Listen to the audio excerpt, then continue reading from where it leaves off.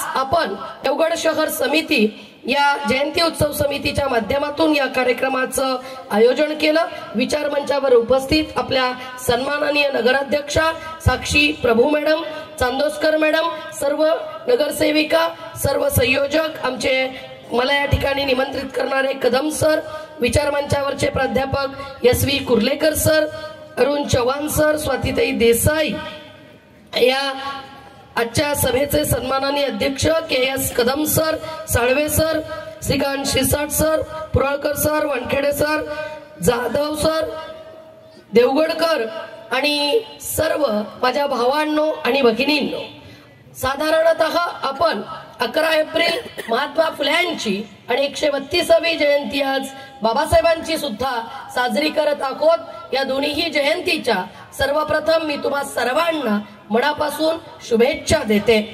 आज माझा विषय शिवराय ते भीमराय असा की एक विषय हा कितीही कमी बोलला तर किमान 2 तासाचा आहे आणि माझ्याजवळ वेळ आहे अर्धा तास, म्हणून मी त्यांना परिचय स्किप करा असं म्हणत होती। असू दे, या दोघांचं नातं काय आणि त्यांच्या 2-3च मुद्द्यावरती मी आपल्या समोर बोलणार आहे। शिवराय ते भीमराय असा विषय का टाकावा असा वाटला हा आपल्याला प्रश्न पडला पाहिजे। साधारणतः या आपल्या सर्वांना माहिती आहे की छत्रपती शिवाजी महाराजांच्या पूर्वी जनरली सगळे मराठे हे सरदार होते। शिवाजी महाराजांचे वडील शहाजीराजे भोसले हे सरदार आहेत। शिवाजी महाराजांची आई ज्या घरात आली ते लखुजीराजे जाधव सरदार आहे आणि हे सगळ्या सरदारांना राजे म्हटलं जात होतं। पण हे कुठल्या ना कुठल्या शाखीकडे ही सरदारकी करताना आपल्याला दिसतायत। कधी निजामशाही, कधी आदिलशाही, कधी औरंगजेबाकडे, कधी कुतुबशहाकडे। पण ज्यावेळेस शहाजीराजांनी छत्रपती शिवाजी महाराजांचं वय त्यावेळेस 2 ते 2.5 वर्षाचं असावं, पेमगिरीच्या किल्ल्यावरती 5 वर्षाच्या निजामाला मांडीवरती घेऊन त्याच्या डोक्यावरती छत्र धरलं, त्यावेळेस कदाचित राष्ट्रमाता जिजाऊंना हे वाटलं असावं की जर आपला नवरा एका निजामशहाला एवढ्या लहानपणी मांडीवर घेऊन त्याच्या डोक्यावर छत्र धारण करू शकत असेल तर आपण आपलं राज्य निर्माण का करू शकत नाही। जिजाऊंच्या पाठीशी अनेक कडवट अनुभव होते। चालता चालता एखादा सरदार एखादी सुंदरबाई घोड्यावर टाकतो, घेऊन जातो, त्याला कोणी प्रश्न विचारत नाही। आणि मग असा हा काळ, ह्या काळामध्ये हे जे शोषण सामान्य माणसाचं चालू आहे, स्त्रियांच्या इज्जतीचे खेळ चालू आहेत, हे बंद करण्यासाठी आपण काही करू शकतो काय असा प्रश्न जिजाऊंच्या मनामध्ये नक्कीच निर्माण झाला असणार। आणि जिजाऊ हे एका सरदाराची मुलगी होती, पराक्रमी होती, विचार करणारी स्त्री होती। आणि म्हणून ज्या वेळेस शिवराय वाढत होते, बेंगलोरहून कर्नाटकाहून जिजाऊ 12 वर्षाच्या शिवरायांना घेऊन काही निवडक सैन्य, भगवा ध्वज, राजमुद्रा घेऊन ज्यावेळेस पुण्याला आल्या, पुणे आणि सुप्याची जहागिरी सांभाळण्याचं काम केलं आणि या जिजाऊनं या शिवाजी महाराजांच्या मनामध्ये सरदार होण्याचं स्वप्न नाही पेरलं तर छत्रपती होण्याचं स्वप्न पेरलं आणि एका स्त्रीच्या संस्कारानं एका सरदाराच्या मुलाला छत्रपती घडवलं। ही गोष्ट आपण समजून घेतली पाहिजे। हे मी का सांगितलं?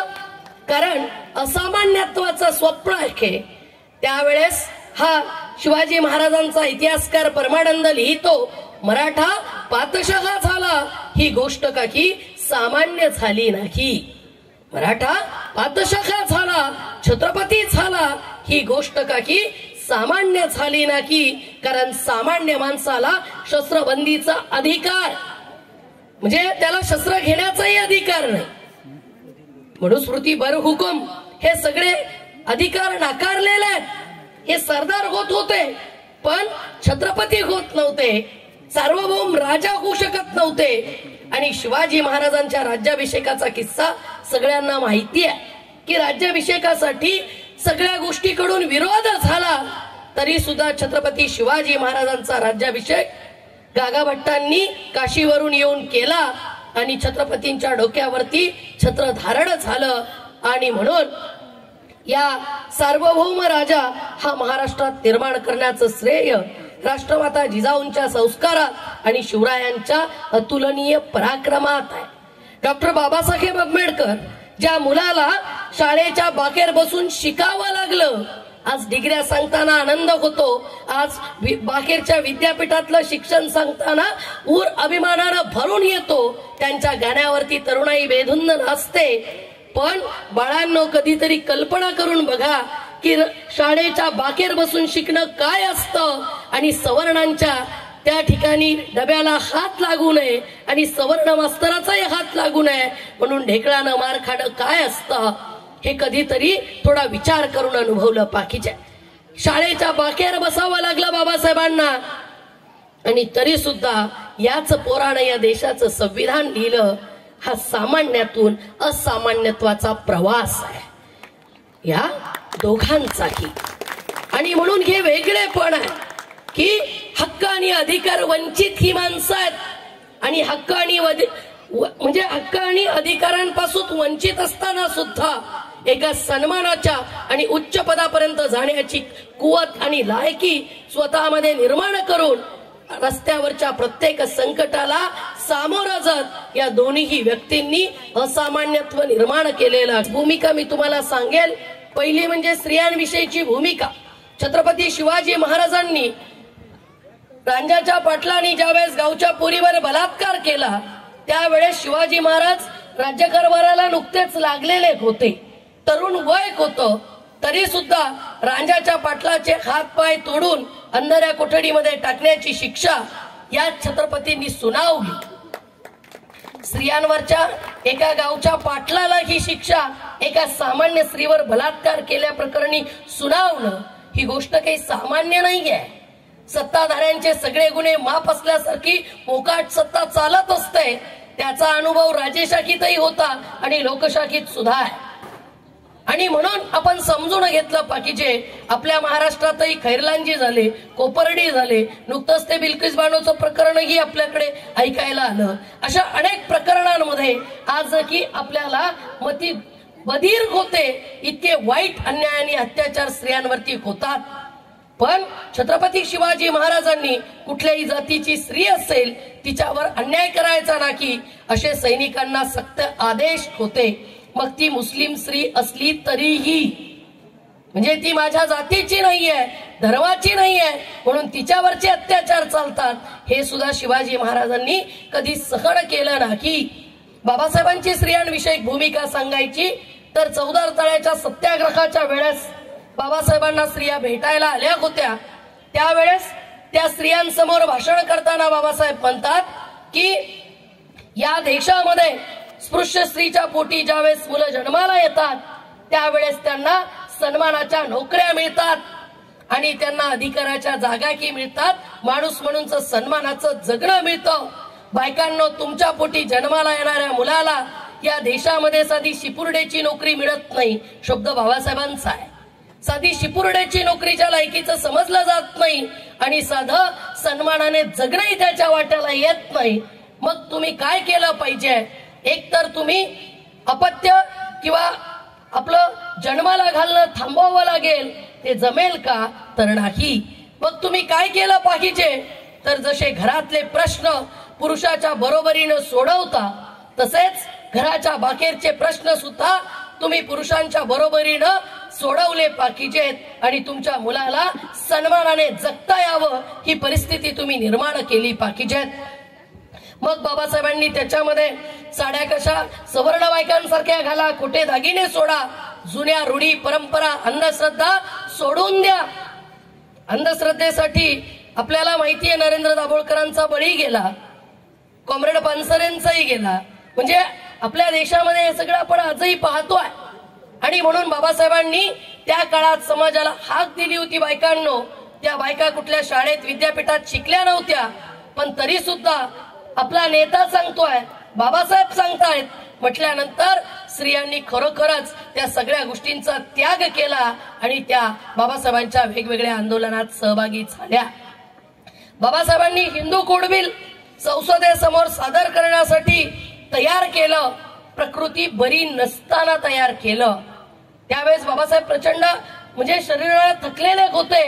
कार्याचा व्याप, वाचन आणि हा सगळा थकवा, शरीराचे आजार, या सगळ्या परिस्थितीत बाबासाहेबांनी हिंदू कोड बिल तयार केलं आणि ज्यावेळेस त्यांच्या लक्षात आलं की आता हे आपल्याला संसदेसमोर मांडू दिलं जाणार नाही, त्यावेळेस बाबासाहेब पत्रकार परिषद घेऊन आपली राजीनाम्याची भूमिका विशद करताना म्हणतात, माझी मुलं मेली त्यावेळेस मला जेवढं दुःख झालं नाही तेवढं दुःख आज मला या देशातले स्त्रियांचे हक्क आणि अधिकार ही संसद साधी मांडू सुद्धा देत नाहीये त्यावेळेस मला झालेला आहे. आणि ते हिंदू कोड बिल होतं, ते बौद्ध कोड बिल नव्हतं. हे फार महत्वाचं आहे. ते काय आम्ही बौद्ध धम्मात गेलो म्हणून फक्त माझ्या जातीपुरतं, कारण बाबासाहेबांचा प्रचार दलितांचे नेता असाच जास्त होतो. वास्तविक पाहता छत्रपती शिवाजी महाराज असतील, डॉक्टर बाबासाहेब आंबेडकर असतील, महात्मा फुले असतील, कारण महात्मा फुल्यांनी स्त्री शिक्षणाचा प्रश्न याच देशामध्ये हाताळला. ज्या काळामध्ये बाई तुळशीला पाणी घालायला बाहेर लवकर जात नव्हती, त्या काळात महात्मा फुले सारख्या मर्दानं आपल्या बायकोला शिकवलं आणि या देशातली सगळ्यात पहिली शिक्षिका घडवलं. ही माणसं राष्ट्रीय नेते आहेत. ही माणसं तुमच्या माझ्या देशाची संपत्ती आहे आणि म्हणून आपण त्यांचा नीट अभ्यास केला पाहिजे. बाबासाहेबांना मुलं मेल्याचं दुःख हे कुणाला नसतं, पण त्यापेक्षा की जास्त दुःख स्त्रियांचे हक्क अधिकार नाकारले जात आहेत म्हणून जर होत असेल तर बाबासाहेबांची तळमळ या देशाविषयीची किती मोठी आहे हे आपण समजावून घेतलं पाहिजे. या दोघांनाही जोडणारा अजून एक समान मुद्दा आहे. छत्रपती शिवरायांचं स्वराज्य हे सामान्य माणसाचं स्वराज्य आहे. कारण 18 पगड जातीच्या मावळ्यांना घेऊन, त्यांच्या हातात तलवारी देऊन, त्यांच्या हातामध्ये युद्धाची कौशल्य देऊन याच रायगडापासून तर अगदी या सगळ्या भागामध्ये म्हणजे शिवाजी महाराजांचं मूळ गाव हे छत्रपती संभाजीनगर या ठिकाणचं वेरूळ आहे. वेरूळचं घराणं आहे भोसल्यांचं. आणि शिवाजी महाराज इथं येऊन मालवणला सिंधुदुर्ग किल्ला बांधतात. रायगडावर राजधानी आहे.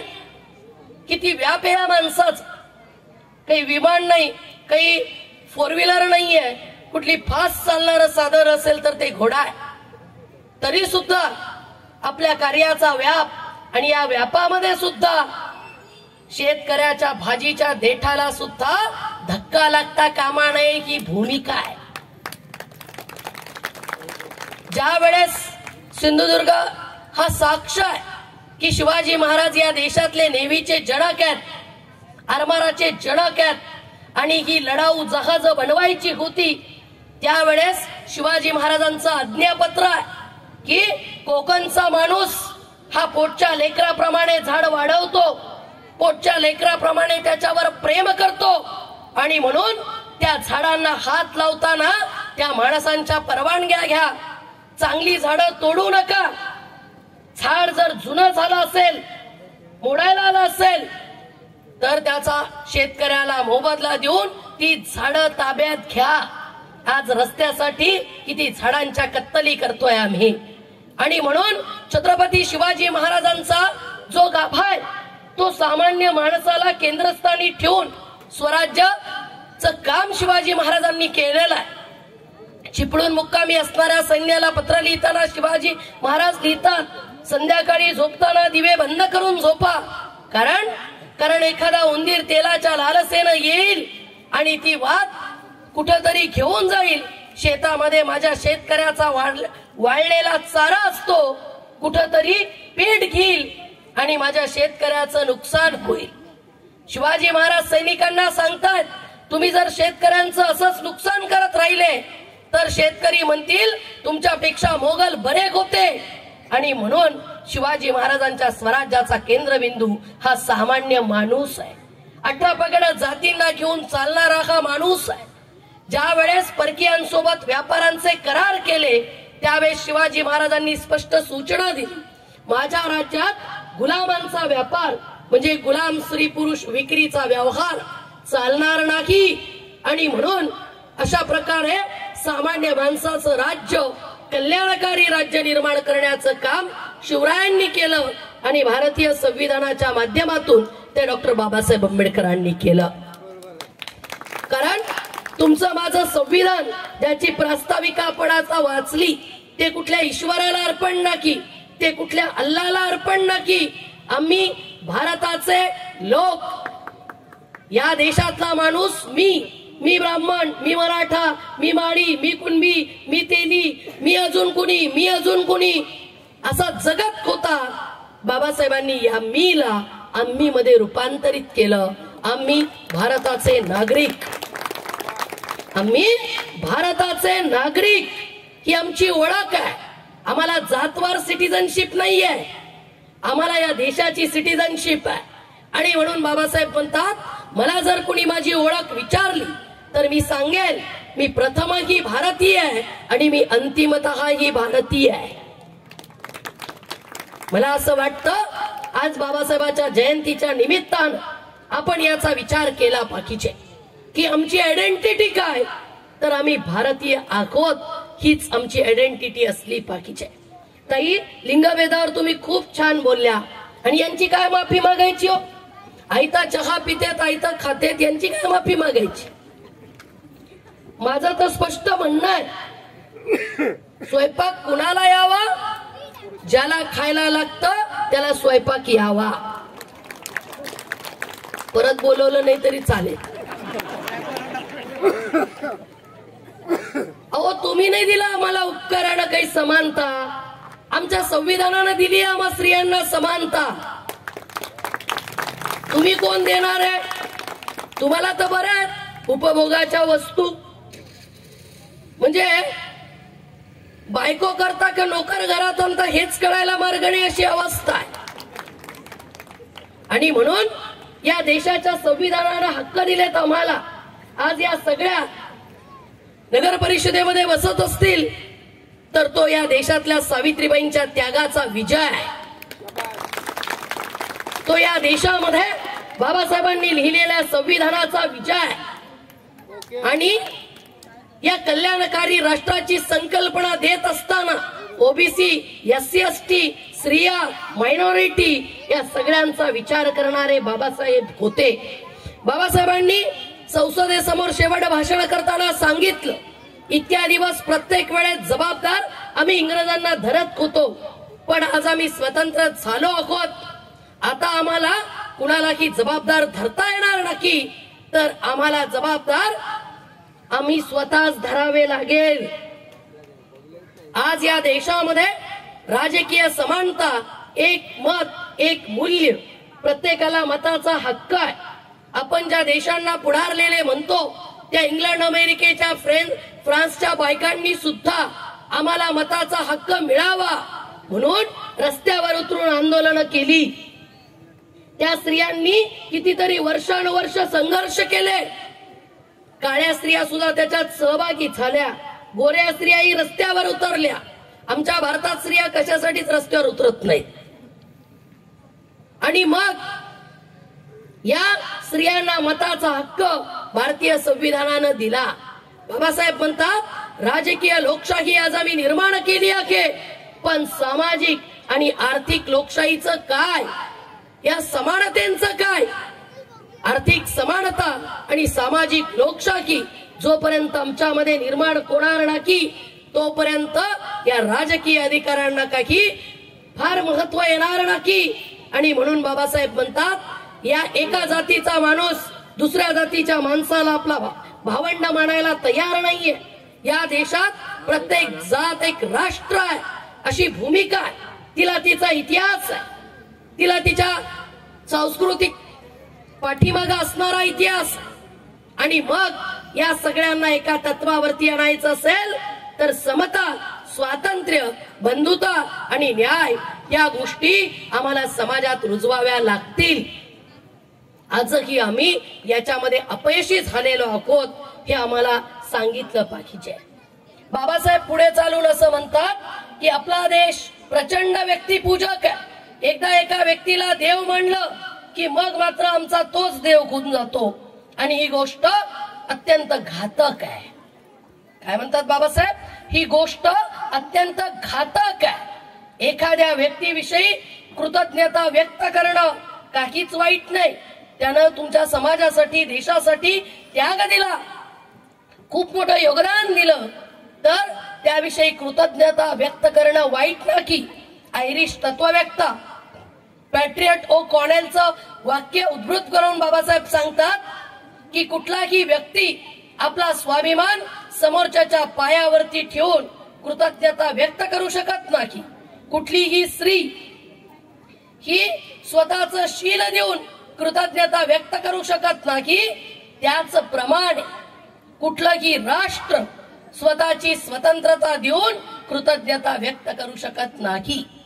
धर्माच्या बाबतीमध्ये कदाचित व्यक्तिपूजा, विभूती पूजा, एकाच माणसाला पूजणं स्वर्गात जाण्याचा किंवा मुक्तीचा मार्ग असू शकेल, परंतु राजकारणाच्या बाबतीमध्ये ही गोष्ट अत्यंत घातक आहे बाबासाहेब सांगतात. आणि बाबासाहेब सांगतात भारताच्या बाबतीमध्ये तर तिचा अधिक चिंतेने विचार करावा अशी ती गोष्ट आहे.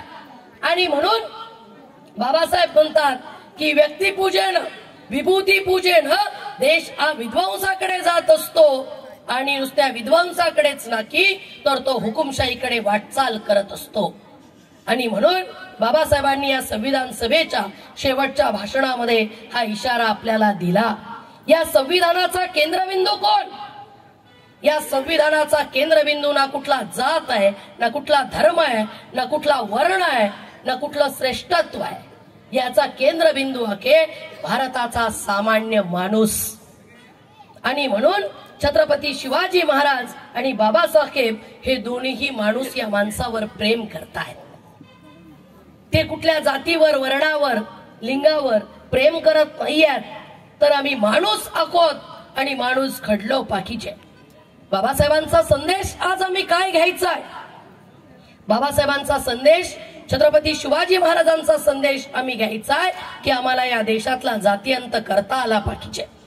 आम्हाला या देशातल्या अंधश्रद्धा हद्दपार करता आल्या पाहिजेत आणि विज्ञानानं विचार करायला लावणारी माणसं घडवता आली पाहिजेत. महात्मा फुल्यांची जयंती नुकतीच होऊन गेली. हंटर आयोगाला महात्मा फुल्यांनी शिफारस केली होती की प्राथमिक शिक्षण सक्तीचं करा. भारतीय संविधानाच्या डायरेक्टिव्ह प्रिन्सिपल मध्ये ही भूमिका आली आणि आज 21 फंडामेंटल राईट मध्ये ही भूमिका घेतली आहे. शिक्षण हा तुमचा माझा मूलभूत अधिकार झालेला आहे. एका दिदीचं प्रोफाईल आपण आताच ऐकलं. ही दिदी सगळ्या खेड्यापाड्यातल्या वस्त्यांवरून सुद्धा अशा दिद्या घडाव्यात. त्यावेळेस तुमच्या माझ्या शिक्षणाचा विजय असेल. 5-5, 10-10 किलोमीटरवर लेकरांना शाळा नाही, सरकारी शाळांमध्ये शिक्षक नाही, इमारती नाही, एक भानगड आहे. आणि म्हणून तुम्हाला मला जर राष्ट्र घडवायचं असेल ना तर 2 गोष्टी दिल्या पाहिजेत. एक, सगळ्या स्तरावर KG to PG मोफत आणि सक्तीचं शिक्षण. आणि दुसरं आरोग्य, कारण कोरोनाचा सामना करून आपण जीवन जगत असलेली माणसं.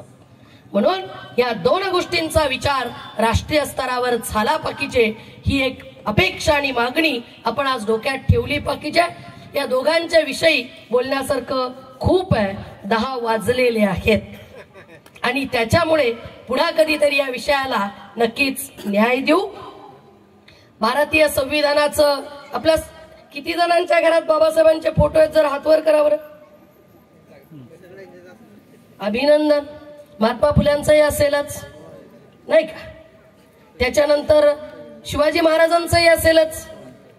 तुम्ही माणसं भरपूर प्रेम करता त्यांच्यावर नाही? भारतीय संविधान किती जणांच्या घरात आहे? बरे हातवर झाले. बुद्धांदम्मा,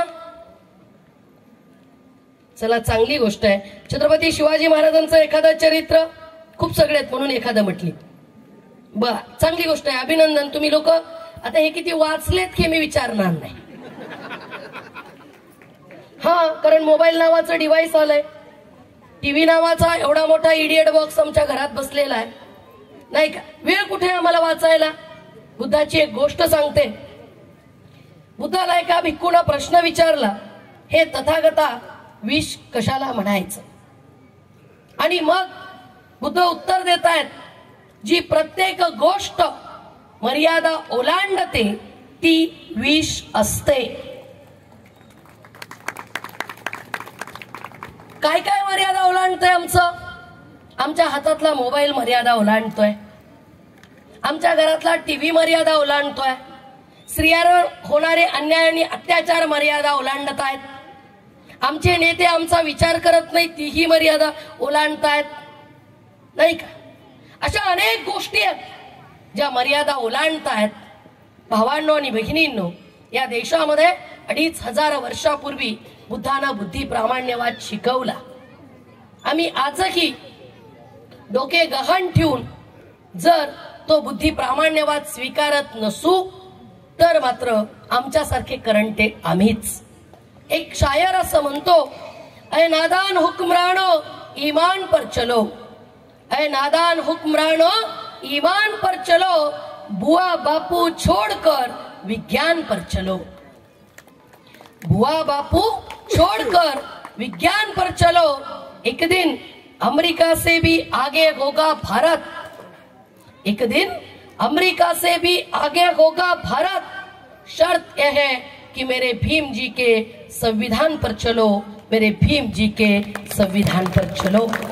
म्हणून संविधान काही शोकेस मध्ये ठेवू नका, त्याच्या पानांवर जरा उघडून ते वाचूयात, त्याच्यानंतर बुद्धायन धम्मा वाचूयात, टीव्हीचा रिमोट जरा बंद करूयात, मोबाईल जरा बाजूला ठेवूयात, परत एकदा पुस्तकांकडे वळूयात, कारण तुमच्या माझ्या क्रांतीची सूत्र शिवरायांच्या, भीमरायाच्या, महात्मा फुल्यांच्या इतिहासात दडलेली आहेत। ती वाचावी लागतील, ती अनुकरणात आणावी लागतील। आणि बोले तैसा चाले त्याची वंदी न पाऊले, तुकारामांचा हा अभंग सार्थ आहे।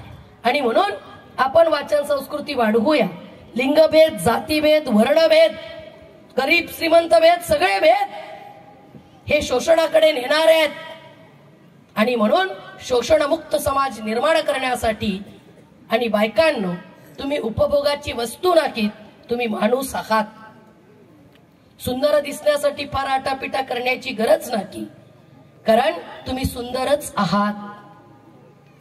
त्याच्यामुळे मी बायकांना नेहमी म्हणते, जिजाऊ गेल्या त्यावेळेस प्रायव्हेट खात्यात 25 लाख रुपये होते आणि पदरात शिवरायांचं स्वराज्य उभं राहिलेलं होतं। सावित्रीबाई गेल्या त्यावेळेस या महाराष्ट्राचं आणि या देशाचं स्त्री शिक्षण सावित्रीबाईंच्या खात्यात होतं। अहिल्याबाई गेल्या त्यावेळेस होळकरांच्या घराण्याचा वाढलेला डोलारा अहिल्याबाईंच्या पदरात होता। तुम्ही मेल्यानंतर पाठीमागे काय ठेवून जाणार आहात याचा जरा विचार करा। 2 रॅक भांडे, 2 कपाट साड्या, नाही का? याच्या पलीकडे काय ठेवून जाणार आहात याचा जरा विचार करा। कारण बाबासाहेबांनी सांगितलं होतं, घरातले प्रश्न जसे मिळून सोडवता तसे समाजाचे प्रश्न सुद्धा सोडवा, एवढीच एक अपेक्षा या ठिकाणी व्यक्त करते।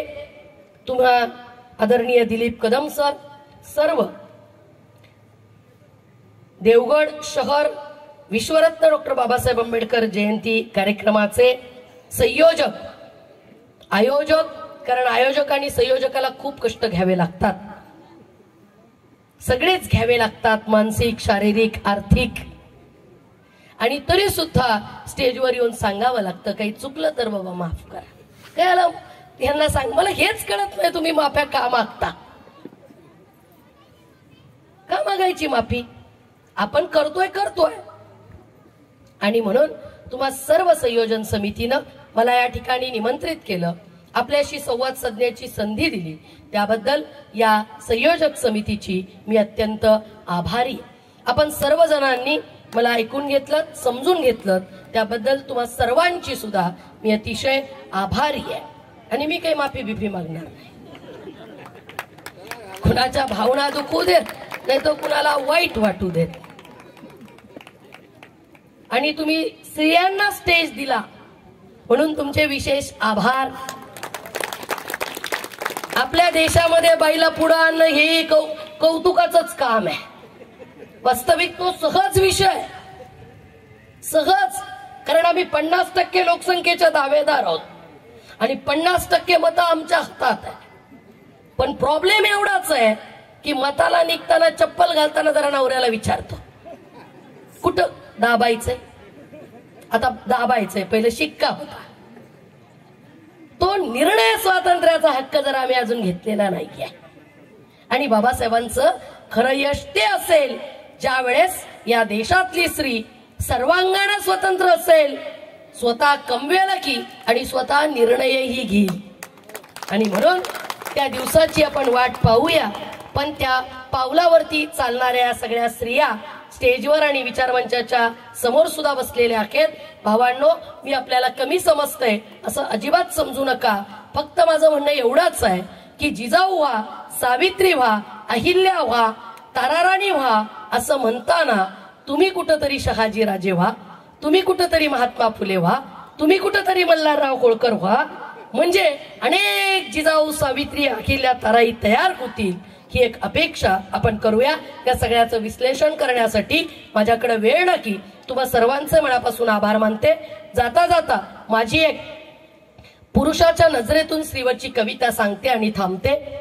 एक पुरुष स्त्रीचं वर्णन करताना म्हणतो, मी जन्माला आलो तेव्हा मला स्वतःच अमृततुल्य दूध देणार आणि स्वतःच्या कुशीची ऊब देणारी एक स्त्री होती, ती माझी आई होती। मी मोठा होऊ लागलो, चालता चालता पडायला लागलो, हसता हसता रडायला लागलो। मला पडताना सावरणारी आणि रडतानाही हसवणारी एक स्त्री होती, ती माझी बहीण होती। मी मोठा होऊ लागलो, शिक्षणाची गरज निर्माण झाली। आईनं इवलंसं बोट धरून मला शाळेत नेलं, माझ्या चिमुकल्या हातांना धरून मला मुळाक्षर शिकवणारी आणि जगण्यासाठी समृद्ध करणारी एक स्त्री होती, ती माझी शिक्षिका होती। आयुष्य जगत असताना मी प्रौढ झालो आणि लग्नाच्या उंबरठ्यावर उभा राहिलो। माझ्या आयुष्यात एक स्त्री आली, जिने माझ्या सुखातही आणि दुःखातही मला समर्थपणे साथ दिली। मी हरलो, पराजित झालो, तिच्या खांद्यावरती डोकं ठेवून निवांत रडलो। त्या अपयशासहित जिने मला स्वीकारलं, सांभाळलं, शेवटपर्यंत निभाव, ती एक स्त्री होती, ती माझी बायको होती। आयुष्य जगत असताना मी अधिकाधिक प्रौढ झालो, तसा कठोरही झालो। माझ्या या कठोर हृदयाला बर्फासारखं वितळवणारी आणि मला लहान मुलासारखं खळखळून हसवणारी एक स्त्री होती, ती माझी मुलगी होती। आयुष्य जगून झालं, मी म्हातारा झालो, शरीर थकून गेलं, अवयव गलितगात्र झाले। माझ्या या थकलेल्या देहातून एक दिवस प्राण निघून गेले। माझ्या या निष्प्राण देहाला जिने स्वतःच्या कवेत घेतलं आणि कायमचं चिरशांत केलं, ती एक स्त्री होती, ती माझी मातृभूमी होती, ती माझी मातृभूमी होती। धन्यवाद। जय जिजाऊ, जय शिवराय, जय भीम।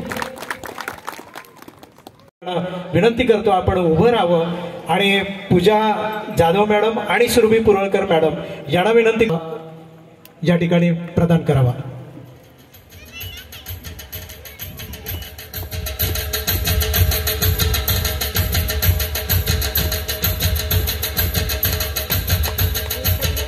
निश्चितच